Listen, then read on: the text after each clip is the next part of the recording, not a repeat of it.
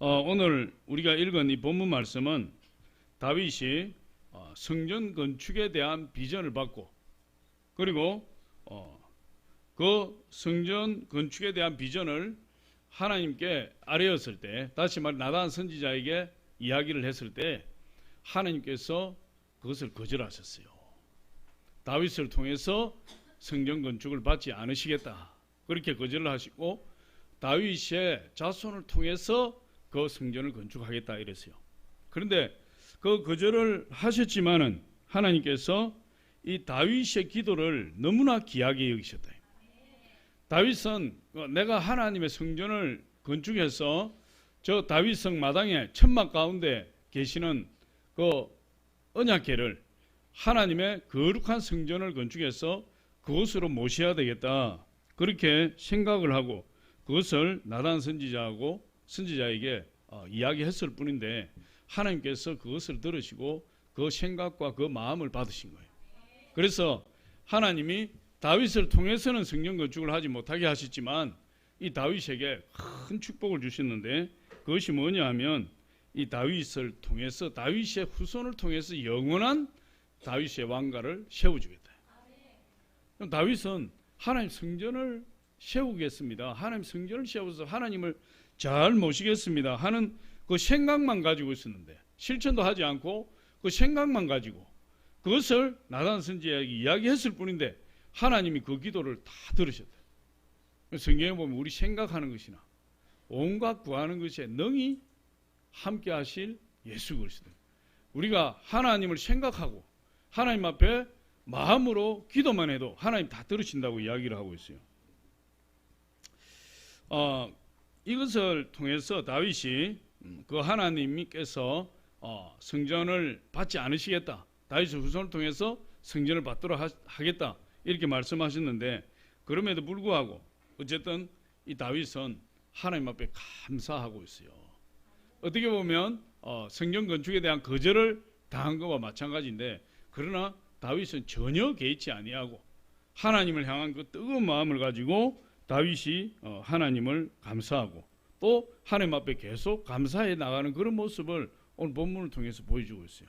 이것은 다윗의 신앙 인격이 아주 훌륭한 겁니다. 반면에 다윗과 비교되는 사람이 사울 왕인데, 이 사울 왕은 어떤 사람이었죠? 그가 하나님 축복을 받아서 왕의 자리에 앉았어요. 왕이 되어서 하나님 능력을 받았고 이스라엘 나라를 지키고 이스라엘 백성을 잘 이끌어가고 전쟁에 나가면 승승장구했던 그런 하나님의 큰 권능을 받은 사람이에요. 그런데도 이 사울 왕은 그 자기가 앉아 있는 그 왕자가 오래되면 오래될수록, 익숙하면 익숙할수록 하나님의 말씀에 불순종하기 시작했고 하나님의 말씀을 우습게 여기기 시작했고 하나님을 대적하기 시작했어요. 그 결과로 사울은 어떻게 되었습니까? 하나님으로부터 버림받아서 자기 대에서 왕조가 끝나고 자기의 왕위를 이어받을 그 아들들과 함께 길보아 산에서 블레셋과 전쟁을 하다가 한날 한시에 다 죽어버리고 마른 것을 우리가 볼 수 있어요. 반면에 이 다윗은 자기가 왕이 되어서 왕자에 앉았지만, 그러나 하나님의 복이 더해질수록 이 다윗은 더욱더 하나님 앞에 겸손하고 또 하나님이 축복을 더하면 더하실수록 이 다윗은 더 하나님 말씀에 순종하고 하나님께 기도하고 하나님을 따르는 그런 인격을 보여주고 있어요. 그런 신앙을 보여주고 있어요. 그래서 하나님께서 다윗에게는 계속해서 복을 주시는 거예요. 다윗이 계속해서 복을 받게 되고 궁극적으로 하나님께서 다윗의 자손을 통해서, 다윗의 자녀를 통해서, 그 자손을 통해서 영원히 이스라엘의 왕족으로 세워주겠다, 그 약속까지 주시는 것을 우리가 볼 수 있어요. 오늘 본문은 이 다윗이 하나님에 대한 그 겸손이 그의 진실한 기도를 통해서 나타나고 있고, 또 다윗의 그 겸손한 기도를 통해서 하나님이 다윗을 축복하시는 것을 볼 수 있어요. 다윗은 하나님을 높이는 사람이에요. 우리도 기도할 때 하나님, 제가 우리 하나님 높이기를 원합니다. 높임 받아 주시옵소서. 주님을 높이기를 원합니다. 주님 높임 받아 주시옵소서. 이렇게 우리 기도하잖아요. 그런데 그것을 가만히 생각해 보면 여러분, 우리가 가장 높으신 하나님, 더 이상 높아지실 수 없는 그 우리 주님, 그 하나님을 우리가 어떻게 높여드릴 수가 있을까? 그 어떻게 보면 불가능한 거예요. 여러분, 낮고 천한 곳에 거한 우리가 어떻게 가장 높은 곳에 계신 우리 하나님을 또다시 높여드릴 수가 있겠어요? 그런데 성경에 보면 이 많은 믿음의 선진들이 하나님께 영광 돌리고 하나님 높이거든요. 우리도 하나님을 높일 수 있는 방법이 있는 거죠. 그게 뭐겠습니까? 하나님을 높일 수 있는 방법, 주님을 높일 수 있는 방법은 딱 한 가지예요. 그게 뭐냐 하면 내가 낮아지면 주님이 높아져요. 할렐루야. 하나님 영광 받으시옵소서, 주님 높임 받아 주시옵소서, 이렇게 우리가 이야기할 때 그 하나님을 진정으로 높일 수 있는 사람은 자기가 하나님 앞에 겸손하게 낮아지는 거예요. 내가 낮아지면 낮아질수록 우리 하나님은 더 높이 영광 받으시고 더 높아지시는 거죠. 그래서 우리 믿는 사람에게는요, 낮아지는 것이 능력이에요. 겸손한 것이 능력이에요. 이건 교만한 것이 능력이 아니고, 내가 주님 앞에 한없이 낮아지고 또 하나님의 백성들 앞에서 내가 낮아져서 하나님의 마음으로 섬기고 내가 겸손해지고, 그렇게 할 때 우리 하나님은 끝간데 없이 높아지시는 분이에요. 하나님 기뻐하시고 영광 받으시고, 우리가 하나님 앞에 기도할 때 하나님 높임 받으시옵소서, 그것이 이루어지는 거예요. 그런데 오늘 다윗을 보면 그런 사람이에요. 다윗은 끊임없이 자기를 겸손하게 낮춘다. 그러니까 하나님이 계속해서 다윗을 축복하신다. 오늘 이 본문을 통해서 다윗이 어떻게 하나님 앞에 기도했는지, 그 기도 가운데 어떻게 자신을 낮추고 있는지, 그걸 우리에게 잘 보여주고 있어요. 그래서 거기에 대해서 우리 몇 가지 알아보고 저와 여러분도 다윗처럼 정말 하나님의 축복을 받는 그런 하나님의 자녀들이 되시기를 축원합니다. 보니까 첫 번째로 이 다윗은 어떻게 하나님 앞에 겸손했느냐 보니까, 하나님이 행하신 일들에 대해서 다윗은 감사하고 기도했어요. 어떤 일에 대해서?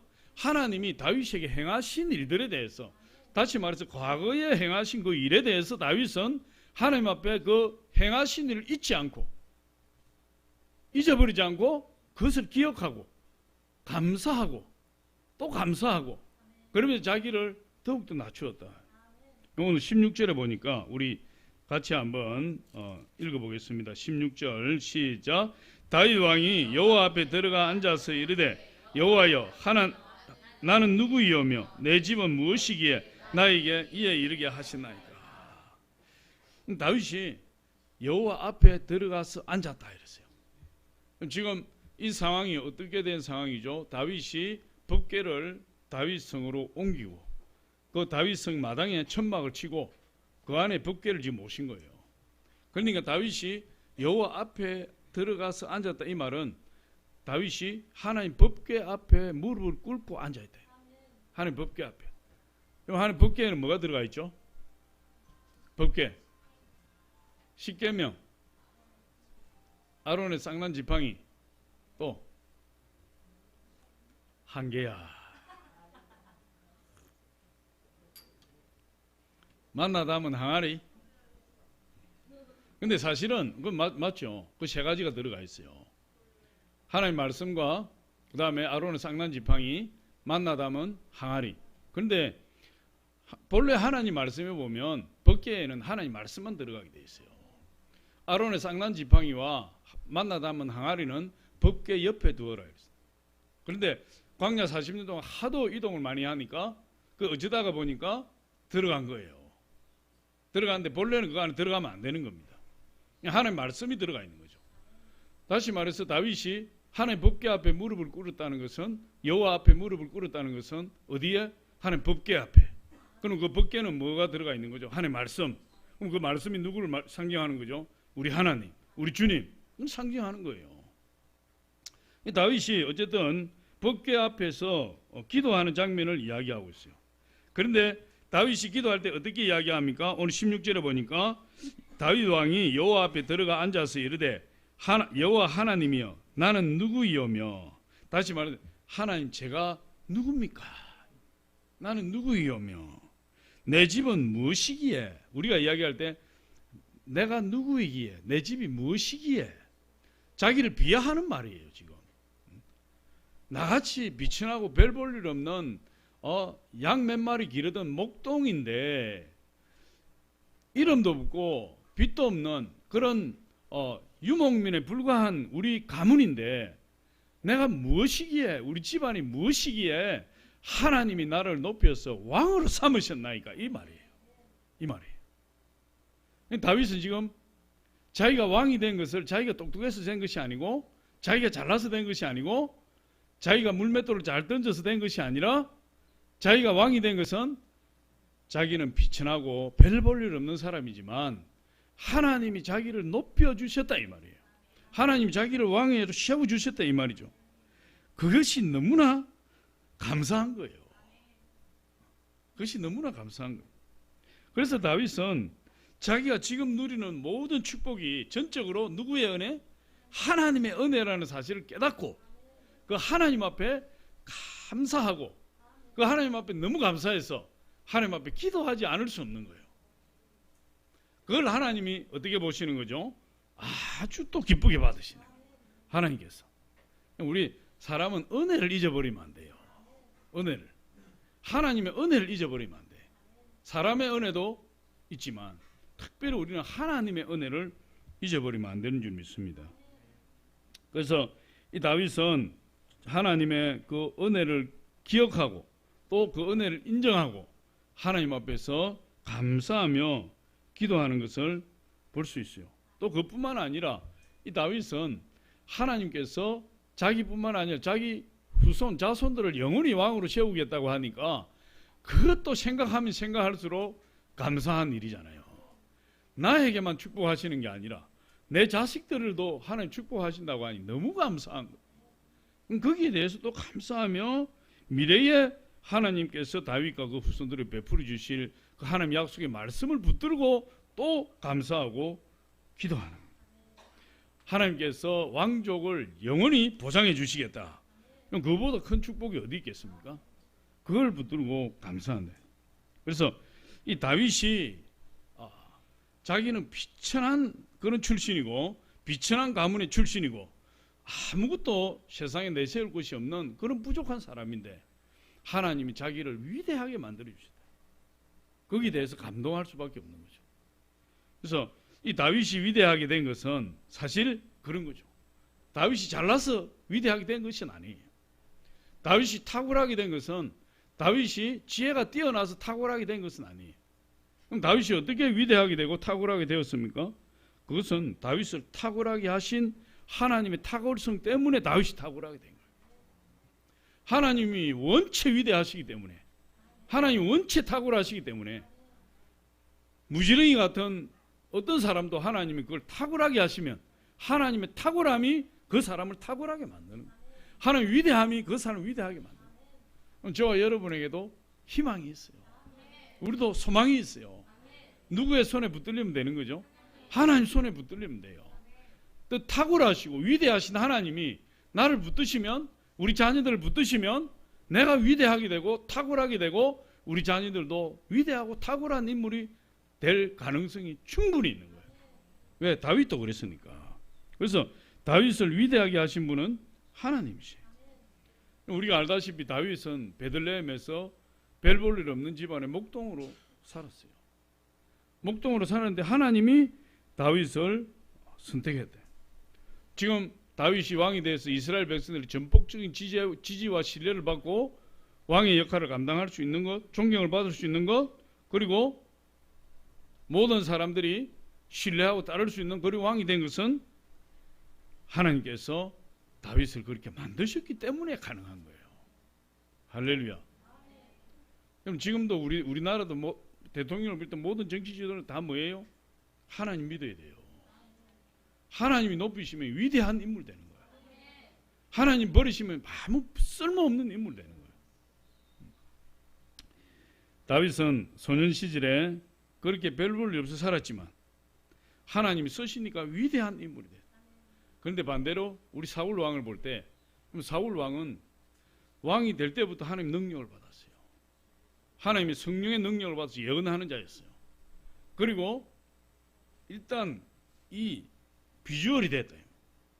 비주얼이 보통 사람보다 머리 하나가 더 크고 얼굴이 다니엘 헤니처럼 잘 생겨버리고 가슴이 쭉 벌어지고 무슨 사람들이 보면 사울을 보고 그냥 동경할 수밖에 없는 그런 인물이에요. 그래서 하나님이 사울을 왕으로 세울 때 이스라엘 백성들 가운데서 이견을 제시한 사람이 하나도 없어요. 거기에다가 사울이 얼마나 겸손하냐 하면 왕으로 세우는데 사무엘이 사울을 찾으니까 부끄러워서 수레 뒤에 가서 숨어 있었다. 그 정도로 겸손하고 사람들 앞에 교만하지 아니하고 부끄러움도 잘 타는 멋진 사람이었어요. 사울 왕이. 그런데 그랬던 사울이 그렇게 나가요. 온유하고 겸손했던 사울이 그가 왕이 되어서 승승장구하니까 하나님의 능력으로 하나님의 도움으로 승승장구하게 되니까 그것이 자기의 능력인 줄 알았어요. 자기가 잘나서 그렇게 된 줄 알았어요. 자기가 잘나서 이스라엘 백성의 대적들을 다 물리치고 자기의 나라를 지키고 백성들을 보호하고 밭일을 하다가도 소를 몰다가도 대적이 쳐들어왔다 그러면 그걸 모두 팽개치고 달려나가서 군대를 모집해서 나라를 지켜낸 위대한 영웅, 그렇게 쓰임받은 사람이 사실은 사울 왕이었어요.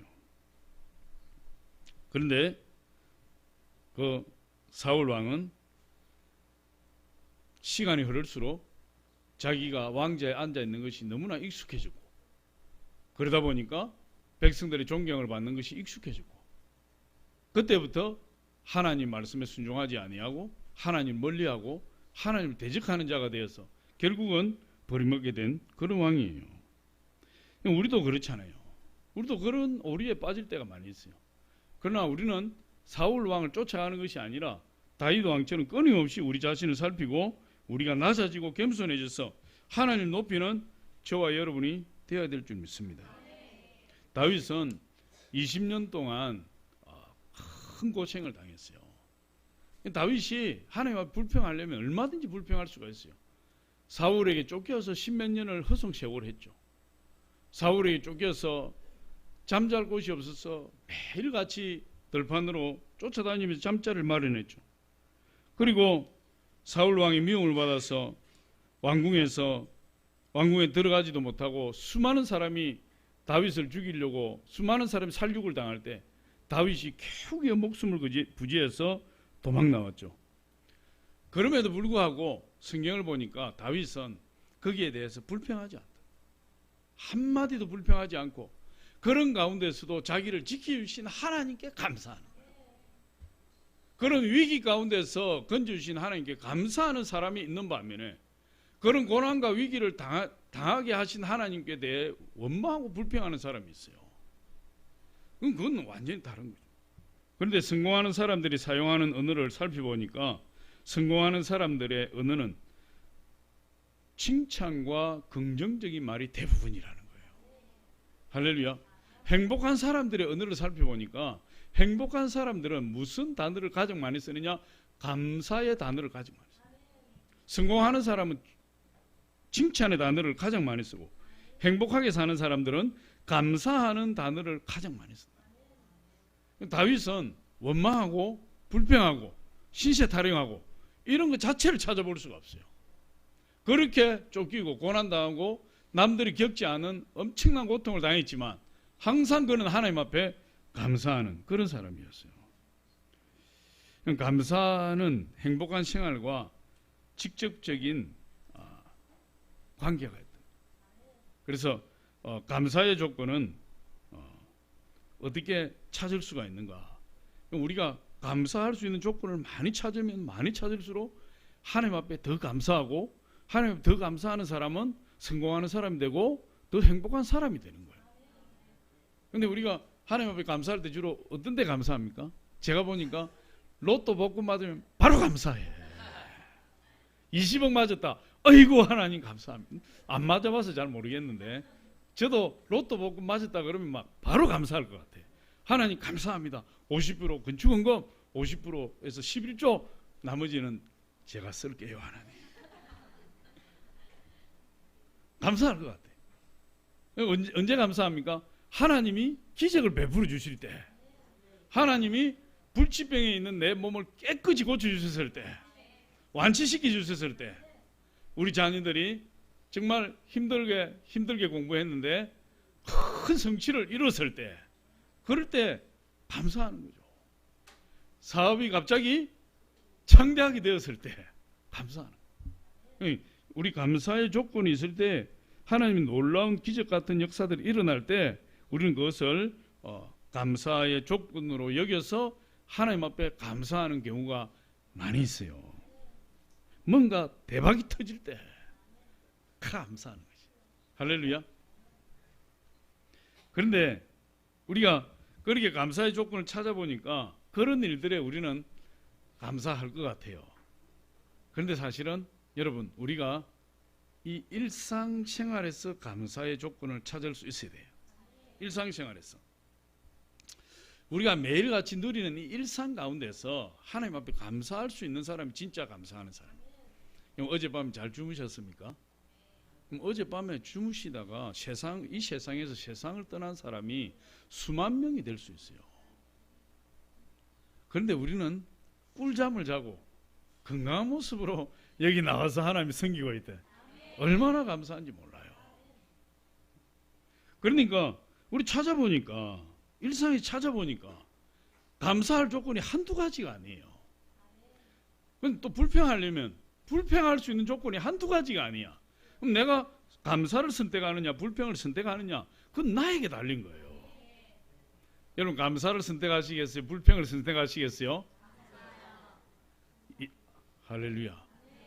이스라엘 백성들을 보니까 광야 40년 동안에 하늘에서 만나가 내렸어요. 하늘에서 만나가 내리 새벽에 하나님이 이스라엘 백성 다 잠든 시간에 하늘에서 만나를 쫙 내려줬대. 이스라엘 백성 그걸 처음 보고 이게 뭐야 도대체. 그래서 이게 뭐야? 그게 만나예요. 그래서 이게 뭐야가 만나의 뜻이야. 이스라엘 백성들이 이게 뭐야? 아침에 일어나니까 막 눈 내린 것처럼 소복하게 쌓였는데 이게 뭐야? 그래서 이게 뭐야? 이게 만나예요. 만나의 뜻이 뭐냐? 만나의 의미가 뭐냐? 이게 뭐야예요.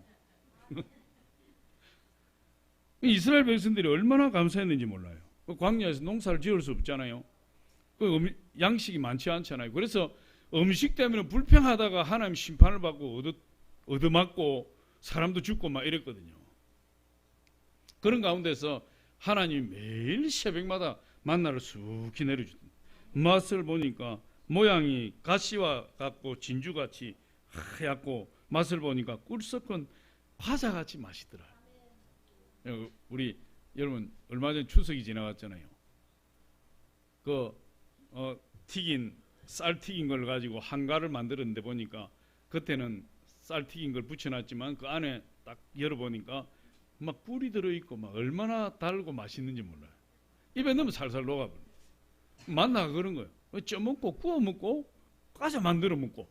이스라엘 백성들이, 이야 진짜 너무 감사하다. 어떻게 이렇게 기적적으로 하늘에서 만나를 내려주셔서 우리가 이렇게 맛있는 음식을 먹고 하나님 양식 걱정하지 않게 해주시는구나. 너무너무 감사했어요. 근데 문제는 뭡니까? 그것이 40년 동안 내린 거야. 40년 동안 내리니까 나중에 불평하게 돼요. 지겹다. 만나가 지겹다. 이 꿀같이 맛있는, 과자같이 맛있는 이 만나가 지겹다. 불평하기 시작해요. 우리는 불평하려면 얼마든지 불평할 수 있고, 감사하려면 얼마든지 감사할 수 있는 거예요. 이스라엘 백성들은 하나님 매일같이 반복해서 내려주는 그 맛있는 만나를 먹으면서도 감사를 잊어버리고 불평하더라. 우리가 거꾸로 생각해 보면 우리 일상생활 가운데서 우리 감사할 조건이 너무 많은 거예요. 내가 지금 이 건강한 모습으로 어젯밤에도 죽지 않고 살아남았죠? 감사할 일이에요. 오늘 이 교회 나오는데 유혹이 얼마나 많았는지 몰라요. 어떤 사람은 낚시 가자 그러고, 어떤 사람은 영화 보러 가자 그러고, 어떤 사람은 친척이 온다 그러고, 어떤 사람은 그냥 하루 쉬자 그러고. 그런데 그런 유혹을 다 뿌리치고 우리 주님의 은혜에 지성소에 나와 있다는 것이 감사할 일이에요. 무엇보다도 우리가 매일 감사를 할 수밖에 없는 것은 우리를 위해서 하나님의 독생자 예수 그리스도를 십자가에 못 박아 죽게 하셔서 우리를 구원하시고 우리를 하나님 자녀 삼아 주신 그 은혜가 우리에게 영원히 있잖아요.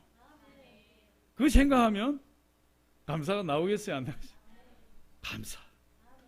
감사요. 내가 힘들어도 예수님이 십자가 바라보면 감사해요. 내가 어려운 일을 당해도 예수님 십자가 바라보니까 감사해요. 저는 아직도 새벽에 잠이 많아서 새벽 예배 나오는 게 그렇게 힘들다. 새벽에 전화벨이 울릴 때가 한두 번이야. 그러면은 눈 떠보면은 늦었어요. 하나님 큰일 났습니다. 막 양말도 안 신고 세수도 안 하고 막 양복만 넥타이. 그래서 제가 이 자크 넥타이 좋아합니다. 차 걸치고 타작 하면 너무 뻔한. 그런데 여기서 1분, 2분 거리는 그 거리를 막 달려오면서도 속에서는 감사가 나와요. 하나님, 저 같은 게 무엇이길래 저를 종으로 부르셔서 이렇게 새벽마다 말씀을 전할 수 있는 은혜를 주십니까? 이 부족한 종이 늦어도 우리 좋은 성도님들 보내주셔서 5분을 늦어도 말 한마디 안 하고 10분을 늦어도 눈 한 번 흘리지 아니하고 15분이 늦어도 찬양만 하고 기다리고 있게 하시니까 찬양하면서 얼마나 그렇게 은혜 충만한지 몰라요.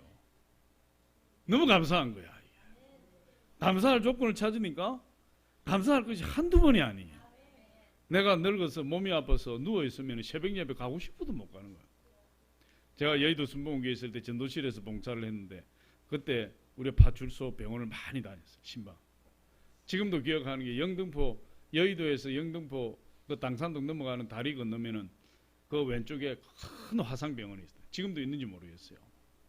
거기 가니까 세상에 화상을 당해가지고 얼굴도 눈도 안 감아지고 혓바닥도 그냥 굳어버리고 손도 막 이걸지 굳어버리고 말도 못하고 눈도 깜빡거리지 못하니까 이게 눈을 부릅뜨고 있어요. 이렇게 감지를 못하니까 눈썹이 달라붙어 버렸으니까 얼굴이 막 흉측하게. 근데 그 사람들이 대화를 어떻게 합니까? 글도 못 써요. 이게 볼펜이 안 끼워지는 거야 이게. 그러니까 한글 자음모음판을 갖다 놓고 그 자음모음을 맞춰가지고 대화를 하는. 근데 그분들의 소원이 뭐냐? 제 소원은 교회 가서 예배 한번 드리는 게 제 소원. 그런 사람이 부지기수라니까. 부지기수예요. 우리나라 최초로 왔던 그 언더우드 선교사는 기도의 노트에 기도 제목을 썼어요. 거기에 몇 가지를 보니까 이렇게 썼어요. 걸을 수만 있다면 더 큰 복음 바라지 않겠습니다. 누군가는 지금 그렇게 기도를 합니다. 들을 수만 있다면 더 큰 복을 바라지 않겠습니다. 누군가는 지금 그렇게 기도를 합니다. 볼 수만 있다면 더 큰 복은 바라지 않겠습니다. 누군가는 지금 그렇게 기도를 합니다. 살 수만 있다면 더 큰 복은 바라지 않겠습니다. 누군가는 지금 그렇게 기도를 합니다. 놀랍게도 누군가의 간절한 소원을 나는 다 이루고 살았습니다. 놀랍게도 누군가가 간절히 기다리는 기적이 내게는 날마다 일어나고 있습니다. 나의 하루는 기적입니다. 나는 행복한 사람입니다. 언더우드 선교사가 그랬어요. 지금 내가 누리는 일상은 누군가가 간절히 일어나기를 원하는 기적을 우리는 매 순간마다 누리고 사는 거예요. 할렐루야. 언더우드 선교사가 그 2억 마일이 떨어진 이 조선 땅에 와서 온갖 고통과 생활의 불편과 음식과 언어의 불편함을 딛고 매일매일 행복할 수 있었던 것은 기적과도 같은 하루를 허락하신 그 하나님께 감사했기 때문에 그 사명을 감당할 수 있었어요. 다윗도 매일같이 때에 따라서는 불평할 수도 있는 사람이었지만 다윗은 불평을 선택하지 아니하고 감사를 선택한 거예요. 자기처럼 비천한 자를, 자기처럼 부족한 자를, 자기처럼 아무것도 없는 가문을 선택하신 그 하나님, 그 하나님을 바라볼 때, 그런 자기를 들어서 왕으로 삼아주신 하나님 바라볼 때 감사가 나올 수밖에 없는 거예요. 다윗은 그런 감사를 받았어요. 우리 시편 52편 8절로 9절을 한번 같이 보겠습니다. 시작. 그러나 나는 하나님의 집에 있는 푸른 감람나무 같으며 하나님의 인자하심을 영원히 의지하리로다. 주께서 이를 행하셨으므로 내가 영원히 주께 감사하고 주의 이름이 선하심으로 주의 성도 앞에서 내가 주의 이름을 사모하리이다. 영원히 주께 감사하고 나를 푸른 감람나무처럼 하나님의 뜰에 심어주셨다. 할렐루야. 그래서 그 뿌리를 예수 그리스도의 강변에 붙이게 하고 더위가 올지라도 두려워하지 않아요. 가물이 내도 걱정이 없고 결실이 거치지 아니함 같은 그런 하나님의 자녀로 만들어 주셨으니 얼마나 감사합니까? 저와 여러분 다윗처럼 날마다 감사를 잊지 않는 하나님의 축복의 자녀들 다 되시기를 축원합니다. 두 번째로 보니까 다윗은 지나간 일에 대한 감사뿐만 아니라 하나님이 앞으로 행하실 일들에 대해서 감사했다 그랬어요. 오늘 17절 한번 보면 우리 같이 한번 읽어보겠습니다. 시작.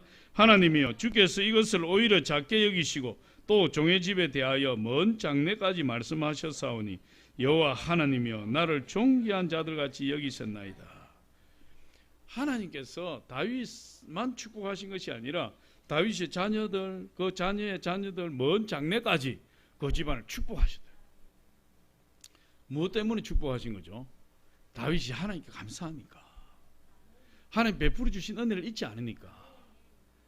나의 나된 것은 내가 잘났어가 아니라 우리 하나님의 탁월하심 때문에 내가 하나님 위대하심으로 내가 지금 이 자리에 있다는 사실을 날마다 고백하니까. 그리고 그 감격을 이기지 못해서 하나님의 성전을 지어서 하나님을 아름다운 성전에 모시겠다는 그 마음을 하나님 받으셨으니까. 할렐루야. 그러니까 하나님이 다윗을 축복하시는 거예요. 축복하시는데 다윗이 현재뿐만 아니라 미래까지도 축복하시다. 다윗이 그것을 알고 얼마나 감동했겠습니까? 그러니까 먼 장래까지도 돌봐주시겠습니까? 하나님 너무나 감사합니다. 그 장래에 이루어 주실 하나님의 역사를 바라보고 다윗이 기도하는 거예요. 이 다윗은 나단 선지자를 통해서 성전을 건축해 올리겠다고 하니까 하나님께서 다윗과 언약을 세우신 것이 다윗 언약이에요. 내가 너를 통해서 너의 자손을 영원히 왕자에 앉게 하고 그게 다윗 언약이에요. 변치 않는 언약이에요. 그 소금 언약이라고 그래요. 그러니까 하나님 그 약속을 지키셨나요? 지키지 않으셨나요? 지키셨죠. 마지막 유다의 마지막 시드기야 왕 때까지 다윗의 후손들이 전부 왕이 되었어요. 하나님 놀라운 은혜죠. 우리 하나님은 약속하시면 반드시 이루시는 거예요. 그런데 그럼에도 불구하고 다윗이 하나님 앞에 기도해요. 하나님 약속하신 것을 이루어 주시옵소서. 여러분 그렇게 계속해서 다윗이 기도해요. 근데 어떻게 보면 그게 불신앙으로 보일 수 있겠지만은 그 불신앙이 아니에요. 다윗은 하나님이 이루어 주실 것을 확신했기 때문에 그 확신하는 마음을 가지고 기도하지 않을 수가 없는 거예요. 하나님은 우리에게 엄청난 약속을 주십니다. 성경에 보면 32,500까지 32,600까지 약속이 있다 그래요. 전 세알이 보지 않아서 잘 모르겠는데 신학자들이 그렇게 이야기를 하고 있어요. 하나님이 우리에게 주신 약속이 32,500, 600까지가 된다. 근데 그 약속들을 하나님은 다 우리를 통해서 이루시기를 원한다. 그런데 성경에 보면 우리 삶을 보면 어떤 사람은 하나님의 약속을 받아 누리는 사람이 있어요. 하나님의 약속을 받아서 축복을 받는 사람이 있어요. 어떤 사람은 하나님의 약속이 그렇게 많이 있는데도 불구하고 전혀 그 축복을 누리지 못하는 사람도 있어요. 왜 그럴까? 도대체 왜 그럴까? 하나님이 한번 약속하셨으면 하나님은 인생이 아니치니 변개치 아니하시고 하나님 틀림없이 신실한 하나님이신데 왜 약속을 하셨는데도 불구하고 어떤 사람은 그 약속대로 축복을 받고 어떤 사람은 하나님 약속과 무관하게 축복을 받지 못하느냐 이 말이에요. 분명히 드러나게 되어 있어요. 그런데 그 이유를 하나님 우리에게 말씀하고 계시죠.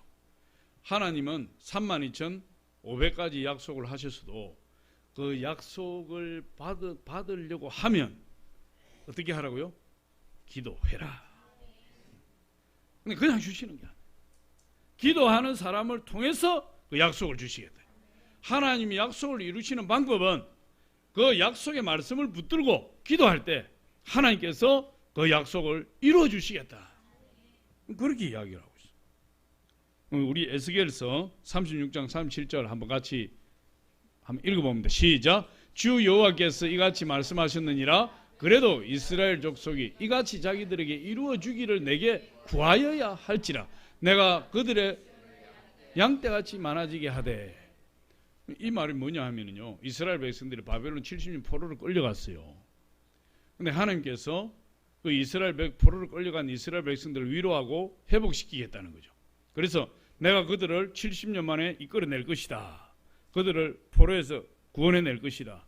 그리고 예루살렘은 지금 황폐화되어서 성벽이 무너지고 잡초가 무성하고 사람이 살지 못하고 건물들이 황폐화되고 짐승이 다니는 그런 길이 되었는데, 내가 예루살렘을 회복하고 건물을 회복하고 성벽을 회복하고 사람이 살 수 있는 곳으로 만들고 그 예루살렘 시내에 사람이 하나님 백성들로 가득하게 해주겠다. 그렇게 약속하신 거예요. 그리고 내가 그 백성들의 복을 주겠다. 이렇게 약속을 하신 거예요. 보여주세요. 그런데 그것을 하나님이 이루도록 하기 위해서 어떻게 해야 되느냐? 이스라엘 백성들이 기도해야 된다. 그 말이에요. 주 여호와께서 이같이 말씀하셨느니라. 제가 말씀드린 그 내용을 말씀하니, 그래도 이스라엘 족속이 이같이 자기들에게 이루어 주기를 내게 구하여야 할지라. 하나님 약속을 우리에게 하셨는데 그 약속이 내 축복이 되려면 어떻게 해야 됩니까? 그 약속의 말씀을 붙들고 기도해라 이 말이에요. 기도해야 하나님이 언약을 맺으신 대로 약속하신 대로 축복을 주시겠다는 거예요. 이루어 주시겠다는 거예요. 그러니까 어떤 사람은 하나님 앞에 나와서 응답을 많이 받고, 어떤 사람은 응답이 어디 있어요? 아무 응답도 없고 맨날 같이 예수를 믿어도 삶이 공고하고 힘들고 고통스럽고, 매일같이 들려오는 소리는 누구는 응답받았다는데 누구는 하나님의 축복을 체험했다는데, 내 이야기가 아니고 다 남의 이야기야. 왜 그렇습니까? 하나님이 약속한 말씀을 붙들고 기도를 하지 않기 때문에 그렇게 이야기하는 거예요. 그래서 하나님께서 이 이스라엘 백성들에게 약속하신 이 약속은 이스라엘 백성들의 기도를 통해서 이루시겠다는 거예요. 그러면 여러분, 우리가 기도를 해야 되겠어요? 안 해야 되겠어요? 기도를 많이 해야지. 새벽 예배도 나와서 기도해야죠. 수요 예배도 시간이 되면 나와서 기도해야죠. 철야 예배도 시간이 되면 나와서 기도해야죠. 매일 우리 8시부터 9시까지 중보 기도하는데 시간이 되면 나와서 기도해야죠. 기도하는 사람이 응답받는 거야. 기도하는 사람이 축복받는 거예요. 제 말이 아니고 하나님 분명하게 말씀하신 거잖아요. 기도는 우리의 운명을 바꿔요. 기도는 운명을 바꿉니다. 히스기야 왕이 죽을 병에 걸렸어요. 이사야 선지자가 히스기야 왕이 이야기합니다. 왕이여, 당신은 죽고 살지 못합니다. 당신 자리를 정리하십시오. 여러분, 왕의 자리를 정리하는 게 보통이 아니에요. 히스기야 왕은 그때 자기 아들도 없었어요. 왕위가 끊어지는 거예요. 하나님 다윗 언약이 깨질 판이에요. 그런데도 히스기야 왕은 죽고 이제 살지 못한다. 그때 히스기야 왕은 얼마든지 전국에 기별해서 명의들을 불러 올릴 수 있고 전국의 약초를 가지고 자기 병을 치료할 수 있어요. 그런데 히스기야 왕은 그렇게 하지 아니하고 벽을 향하여 돌아앉아서 하나님 앞에 통곡하며 통성기도했다. 그럼 통성기도가 중요한 겁니다. 할렐루야. 통곡하면서 부르짖어 기도했다 이 말이에요. 성경에 보니까, 그런데 하나님이 그 히스기야 왕의 눈물의 기도, 통곡하는 기도, 그것을 들으시고 생명을 15년을 연장시켜 주셨다.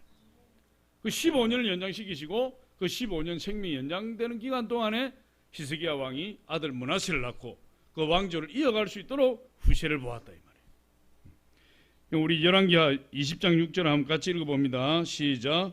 내가 내 날을 15년을 더할 것이며 내가 너와 이 성을 아수르 왕의 손에서 구원하고 내가 나를 위하고 또 내 종 다윗을 위함으로 이 성을 보호하리라 하셨느니라. 하나님이 15년 동안 생명을 연장시켜 주셨다. 무엇 때문에? 벽을 향해서 통성 기도할 때, 부르짖어 눈물로 기도할 때, 그럼 기도가 우리의 운명을 바꾸는 거예요. 할렐루야. 기도하는 자가 지혜로운 자예요. 하나님은 저와 여러분의 기도를 듣기를 원하십니다.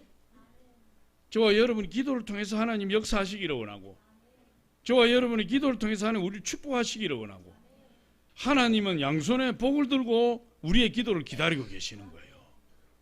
하나님은 어떻게 하든지 하나님 사랑하는 자녀들에게 복을 쏟아부어 주지 못해서 안달하신 분이라 그랬잖아요. 하나님 앞에 나가서 약속의 말씀을 붙들고 간절히 기도하기만 하면 하나님 다 쏟아부어 주시는데, 아무리 기다려도 기도를 안 해요. 손 아파 죽겠어. 하나님이 에이 좀 쉬었다가 거둬들임. 기도하면 축복이 있어요. 스펄전 목사는 이렇게 이야기했어요. 기도하지 않고 성공했으면 성공한 것 때문에 망한다. 인간적인 방법으로 성공한 사람은 오래 가지 못해요. 하나님의 도우심으로, 하나님의 능력으로 성공해야 그 성공이 영원히 가는 겁니다. 기도하고 성공하면 겸손해진다고 했어요. 그런데 자기 힘으로 성공하면 교만해지는 거죠. 기도 없이 성공하면 교만해지고, 이 세상에 기도를 대신할 것은 아무것도 없다. 기도가 저와 여러분의 운명을 변화시키는 거예요. 다윗은 기도의 사람이었어요. 하나님이 베풀어 주신 은혜만 감사해서 기도한 것이 아니라 앞으로 하나님 역사하실 일에 대해서 감사하며 기도한 사람이에요. 마지막으로 보니까 이 다윗은 하나님께서 약속하신 일을 이미 받은 것으로 여기고 감사했다 그랬어요. 이미 받은 것으로 여기고. 오늘 25절 우리 같이 한번 읽어보겠습니다. 시작. 나의 하나님이여, 주께서 종을 위하여 왕조를 세우실 것을 이미 듣게 하셨으므로 주의 종이 주 앞에서 이 기도로 간구할 마음이 생겼나이다. 27절에도 보면, 27절 좀 이따가 읽을 텐데 우리 먼저 27절 한번 같이 읽어봅니다. 시작. 이제 주께서 종의 왕조의 복을 주사 주 앞에 영원히 두시기를 기뻐하시나이다. 여호와여, 주께서 복을 주셨사오니 이 복을 영원히 누리리이다 하니라. 지금 과거형으로 이야기야. 아직 일어나지 않는 미래의 일을 다윗은 그걸 미리 땡겨서 미리 과거에 다 받은 것처럼 과거형으로 지금 기도하고 있다. 뭐예요? 여호와여, 주께서 복을 주셨사오니, 아직 안 주셨는데 복을 주셨사오니 이 복을 영원히 누리리이다. 확신의 기도예요. 이미 받은 것처럼. 성경에 기도하고 구한 것은 어떻게 하라고요? 받은 줄로 믿어라. 과거로 이야기하는 거예요. 그리하면 너희에게 그대로 되리라. 받은 줄로 믿어라. 나는 이미 하나님 축복받은 사람이에요. 믿어라. 나는 하나님 능력 받은 사람이에요. 믿어라. 그리하면 그대로 되리라. 다윗의 가문을 영원한 왕족으로 세우시겠다. 하나님이 그 약속의 말씀을 듣고 다윗은 어떻게 했어요? 세워주셔서 감사합니다는 거예요. 아직 자기 혼자밖에 왕이 안 됐는데, 자기 아들 솔로몬이 왕도 되기도 전에, 태어나기도 전에 이미 우리 아들을 왕 세워주셔서 감사합니다. 다윗은 그렇게 지금 기도합니다. 이게 확신의 기도예요. 기도는 뭐예요? 기도했으면 그 기도는 하나님께 맡기는 행위예요. 내가 기도했으면 맡기는 거예요. 하나님, 우리 가문의 영원한 왕족으로 세워주신 것을 감사합니다. 하나님 그렇게 하실 것을 믿고 맡겨버리는, 그게 기도다. 히브리서 11장 1절에 보면 믿음 바라는 것의 실상이요 보지 못하는 것의 증거니, 이 증거라는 말이 이 확신이라는 뜻이 있어요. 증거라는 말이. 믿음은 바라는 것 실상이요 보이지 않는 것들의 확신이니. 증거가 확신이에요. 근데 다윗은 무엇을 가지고 기도하는 거예요? 확신을 가지고 기도한. 여러분 아브라함 보니까요. 아브라함 나이가 늙었어요. 사라도 나이가 늙었어요. 하나님이 늙은 아브라함과 사라를 불러서 이렇게 이야기합니다. 아브라함아, 동서남북을 바라보라. 보이는 땅을 너와 내 자손에게 주리니 영원히 이르리라. 아브라함이 눈이 얼마나 좋았는지 모르지만은 볼 수 있는 데까지 다 바라봤어요. 지중해까지 바라보고 다 바라봤는데 하나님 그걸 다 주신다고 하니까. 이 아브라함과 사라가 그때 이후로 살아가면서 많은 어려움을 당하게 되었는데 그럼에도 불구하고 하나님이 영원토록 너와 내 자손에게 이 땅을 주리라 하신 그 약속의 말씀을 잊지 않았어요. 그러니까 그 하나님 주신 말씀을 붙들고 기도하는 거죠. 기도하는데 어느 날 그런 생각이 든 거예요. 하나님이 이 땅을 분명히 주시고 우리 자손에게 영원히 주신다고 말씀하셨으니까 우리가 생각을 바꿔야 되겠다. 이름 바꾸자. 이름 아브라함 그러면 한 집안의 아비예요. 사레 그러면 한 집안의 어미예요. 이렇게 해가지고는 안 되겠다. 이름 바꾸자. 당신은 앞으로 나를 아브라함이라고 부르시오. 아브라함은 열국의 아비야. 자식도 없는데 늙어가지고 자식도 없는데 이름을 바꿔버렸지. 열국의 아비요. 사레를 사라로 바꿔버렸어요. 당신 이름은 이제 사라요. 앞으로 사라를 부를 때 대답하시오. 사라는 또 열국의 어미야. 그러니까 이 사라하고 아브라함이 약간 정신이 돈 것 같아요. 아직 이삭도 하나님 주시지 않고 자식도 하나 없고 늙어가지고 자식 낳기도 힘든데 열국의 아비, 열국의 어미로 이름 지은 거예요. 그러니까 사라가 아브라함을 이제 저녁을 해놓고 부르는 거예요. 아브라함, 아브라함, 저녁 진지 드세요. 오세요. 식사 다 됐어요. 오세요. 그럼 누가 들어요? 수백 명의 종들이 다 듣고 그 주변에 유목민들이 다 듣고 웃기는 거야. 아니 자식도 한 명 없는데 어떻게 열국의 아비여 저녁 진지 드세요. 오세요. 사람 다 비웃는 거죠. 그랬더니 아브라함이 사라 조금만 기다리시오. 열국의 어미여 조금만 기다리시오. 그러면 서로 그냥 열국의 아버지여 열국의 어머니여 그렇게 불렀다 이 말이에요. 아브라함이 약간 정신이 돈 것 같아요. 사라도 그렇고. 그런데 여러분 그렇게 하는 것은 뭐죠? 믿음이 있으니까. 그 마음에 하나님 주신 믿음이 사라지지 않으니까. 자식이 없어도 하나님 주신 것을 믿고 하나님 주신다는 말씀을 확신을 가지고 믿음으로 살아가니까 이름까지도 바꿔버려요. 결국 하나님 주셨을까요? 안 주셨을까요? 주시는 거예요. 아브라함 나이가 100세가 되고 사라 나이가 90이 되었을 때 아이를 가질 수 없고 사라의 태가 아이를 가질 수 없고 아브라함이 마른 막대기처럼 바짝 말라버린 그런 사람이 되었을 때 하나님이 기도를 들어주신다. 로마서 4장 18절로 22절 우리 같이 한번 읽어봅니다. 시작. 아브라함이 바랄 수 없는 중에 바라고 믿었으니 이는 내 후손이 이 같으리라 하신 말씀대로 많은 민족의 조상이 되게 하려 하심이라. 그가 100세나 되어 자기 몸이 죽은 것 같고 사라의 태가 죽은 것 같음을 알고도 믿음이 약해지지 아니하고 믿음이 없어 하나님의 약속을 의심하지 않고 믿음으로 견고하여져서 하나님께 영광을 돌리며 약속하신 것을 또한 능히 이루실 줄을 확신하였으니 그러므로 그것이 그에게 의로 여겨졌느니라. 여러분 바랄 수 없는 중에 바라고 믿을 수 없는 중에 믿었다. 어떻게? 하나님의 약속의 말씀이 임하니까 그 약속의 말씀을 붙든 거예요. 그랬더니 하나님이 아브라함 100세 때에 사라 90세 때에 생물학적으로는 도저히 자식을 가질 수 없는 그 나이에 하나님이 태의 문을 여셔서 이삭을 선물로 주셨다. 이렇게 이야기해요. 그러니까 이미 받은 걸로 믿은 거죠. 그걸 무슨 신앙이라고 하는 거죠? 하나님 아직 안 주셨는데 받은 걸로 믿는 신앙. 그걸 무슨 신앙이라고 이야기해요? 가르쳐 드릴까요? 그걸 가불신앙이라고 이야기하는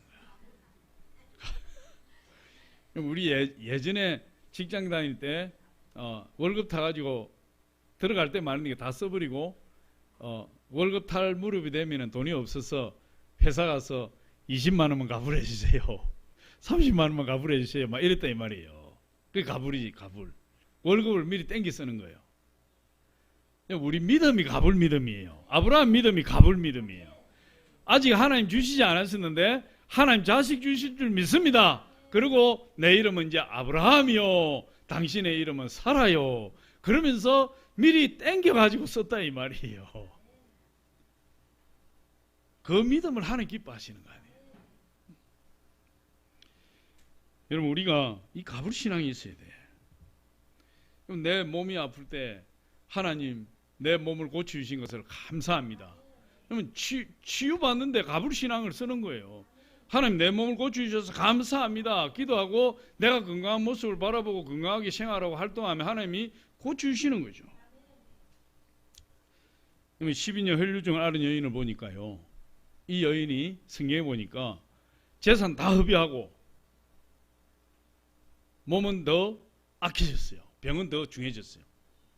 그러니까 더 이상 치료받을 길도 없고 몸이 허약해져가지고 나가서 돌아다닐 수도 없어요. 그런데 소문이 들려오기를 예수님 만나면 치료받는다 이랬어요. 그런데 방에 누워서 뭔 생각만 하겠어요? 아, 예수님 만나면 치료받는구나. 내가 예수님 만나야지. 내가 어떻게 하든지 예수님 옷자락이라도 만져야 되겠다. 그러면 내가 치료받을 거야. 그 생각에 그 생각으로 가득한 거예요. 그래서 비록 기력이 쇠하고 쇠진해서 몸이 쇠진해서 움직일 수도 없지만은 예수님 생각으로 살아가는 거예요, 이 여인이. 근데 어느 날 예수님이 지나가신다는 이야기를 들었는데 이 여인은 어떻게 했겠어요? 그 몸을 일으켜서 힘이 없는 다리에 힘을 주고 일으켜서 쓰러지고 넘어지고 자빠지고 하면서 예수님께 기어가다시피 기어가는 거예요. 거기 갔더니 예수님 쉽게 만날 수 있습니까? 예수님 주변에 건장한 청년들이 수없이 몇 겹으로 둘러싸고 수많은 군중들이 따라 붙는데, 그러나 이 12년 혈류증을 고통받는 이 여인은 예수 그리스도를 지금까지 생각한 거예요. 예수님 만나면 치료받는다는 생각을 한 거예요. 그래서 예수님께 나아갔어요. 아마 슬라이딩 다이빙 하듯이 예수님 옷자락을 만진 것 같아요. 먼지를 확 날리면서 그렇게 만졌는데 치료받아버려요. 할렐루야. 우리 마가복음 5장 26절로 29절 한번 보겠습니다. 시작. 많은 의사에게 많은 괴로움을 받았고 가진 것도 다 흡입하였으되 아무 효염도 없고 도리어 더 중하여졌던 차에 예수의 소문을 듣고 무리 가운데 끼어 뒤로 와서 그의 옷에 손을 대니 이는 내가 그의 옷에만 손을 대어도 구원을 받으리라 생각함이르라. 이에 그의 혈류 근원이 곧 마름에 병이 나은 줄을 몸에 깨달으니라. 이 여인은 뭘 생각했어요? 예수님 옷자락만 만져도 낫겠구나. 그것을 날마다 생각했다. 그 날마다 생각했어요. 이미 뭐예요? 이미 고침받은 거야. 예수님 옷자락을 만지니까 내가 치료받았어. 건강한 모습이 되었어. 내가 활동해. 돈도 벌어. 직장도 나가. 사람들 만나. 사람들 교제 나누고 내 얼굴이 밝아가지고 그거 생각한 거예요. 생각. 그리고 예수님을 옷자락을 탁 만지니까 어떻게 되죠? 깨끗이 나고. 우리 생각이 중요하죠. 그래서 그의 옷에만 손을 대어도 구원을 받으리라 생각함이라. 아까 우리 읽었지만 우리 본문 말씀 26절 27절 우리 같이 한번 읽어보겠습니다.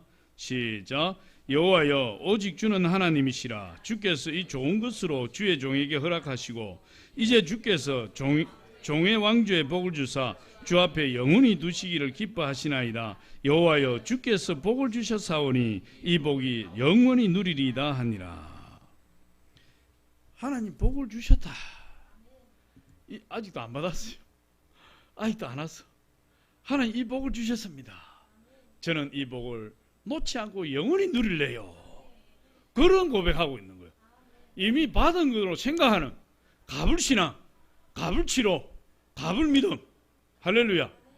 그걸 하나님이 기뻐하시는 거예요. 여러분, 아직 다윗은 축복을 누리지 못했지만 하나님 축복 주신 것을 확신하고 그 믿음으로 감사의 기도를 드리고 있다. 다윗이 그렇게 하나님 앞에 확신의 기도, 감사의 기도를 드렸더니 우리 읽지 않았지만 18장에 넘어가면 이렇게 이야기하고, 다윗의 왕국이 놀라운 속도로 확장되고 온 에돔이 다윗의 종이 되고 다윗이 어디로 가든지 이기게 하시고 온 이스라엘을 다스리는 축복을 하나님이 다윗에게 주셨다. 그래서 이스라엘 나라가 안팎으로 가장 강성한 그런 시절을 맞이하게 되었고 하나님의 축복이 다윗에게 소나기처럼 쏟아졌더라. 18장 13절로 14절을 쭉 읽어보면 그렇게, 저와 여러분이 다윗은 오늘 세 가지 감사 기도했어요. 하나님 과거에 베풀어 주신 은혜에 감사 기도했어요. 그리고 하나님이 앞으로 약속하신 미래에 대한 감사 기도를 드렸어요. 하나님, 세 번째는 하나님 약속하신 그 미래에 대한 축복을 지금 받은 것처럼 감사했어요. 그랬을 때 다윗은 하나님이 정말 축복받는 위대한 인물이 되었다.